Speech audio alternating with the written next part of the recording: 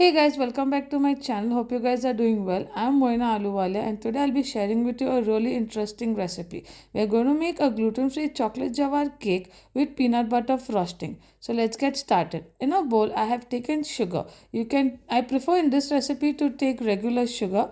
I have used castor sugar, but you can use any other like icing sugar also if you like. Then I've added my oil. After that, I'm going to add curd. You can, if you don't want to use curd, you can add your regular eggs. Like I prefer two eggs in this recipe. Now we're going to mix it. Make sure that you mix it really well so all the sugar gets dissolved. So the reason why I use castor sugar or icing sugar is that it's much easier for the sugar to get dissolved. The normal sugar takes a really long time. Then I added my vanilla essence and mixed it again really well.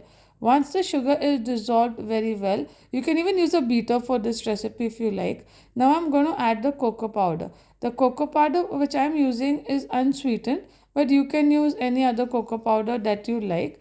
Keep mixing it well till it becomes the batter consistency this way.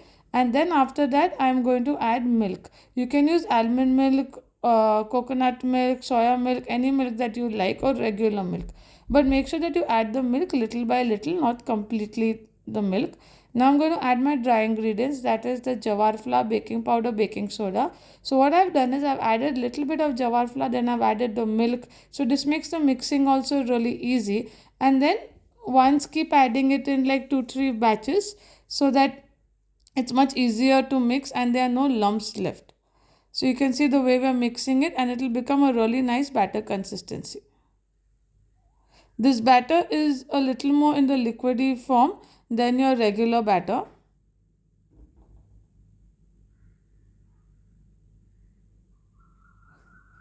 So I have added the last bit of my milk and now I'm going to just mix it well. I've done it slowly so that the milk does not overflow outside while mixing. And you can see how beautiful the batter looks. Now after this, I have taken two 6-inch cake tins. I prefer to divide the batter into two cake tins. If you are using gluten free, you're going to layer the cakes. It just makes it much easier and then you don't need to cut the slices also. So you can take three trays also, that's fine. But I've used a 6-inch cake tin batter. I've greased it well, added a parchment paper, and now I'm going to divide my batter equally. So if you want thinner layers, then you can take like more 6-inch cake trays.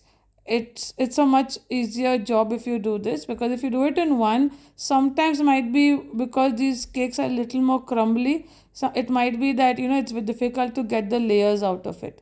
So now while it's baking, I baked it at 180 degrees for 25 to 30 minutes till the toothpick came out clean. Now let's start with the peanut butter frosting. So for the peanut butter, I have taken the peanut butter which I have made at home. The recipe is also given in the shorts, or you can visit my Instagram page. Then I added peanut butter, almond milk, oil and icing sugar little by little. You can even use a beater for it. Just make sure that the icing sugar is mixed really well.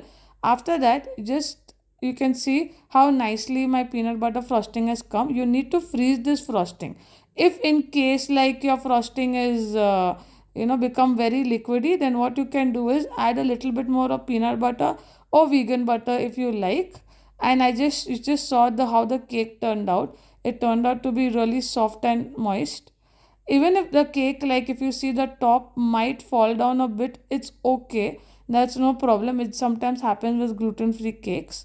So now I'm not cutting it into layers. I've just divided the cake and you can see now I'm going to frost the batter. Sorry, frost the cake. And you can see how smooth my peanut butter frosting is. So I have kept it in the fridge for like an hour before frosting the cake. The same you can do, because it has to not be in a very liquid consistency. It has to be a little thicker. And you can see how easy it is to frost it. So I'm just doing a naked frosting for this cake. Again, if you feel any time the frosting is started to melt because of the heat or the temperature in your city, make sure that you just keep it in the fridge. The more you keep it in the fridge, it's much better to pipe this cake. And you can see how beautiful it's turned out. You can use any other nozzle for piping. I topped it up with some peanuts and some chocolate chips. And now we are going to cut the cake. I would recommend if you can freeze it for like a good 4 5 hours because the layers and cutting makes it really easy. This cake also tasted really good. I've not added any sugar syrup because as it is the cake was super soft. Sugar syrup would have made it like more soft.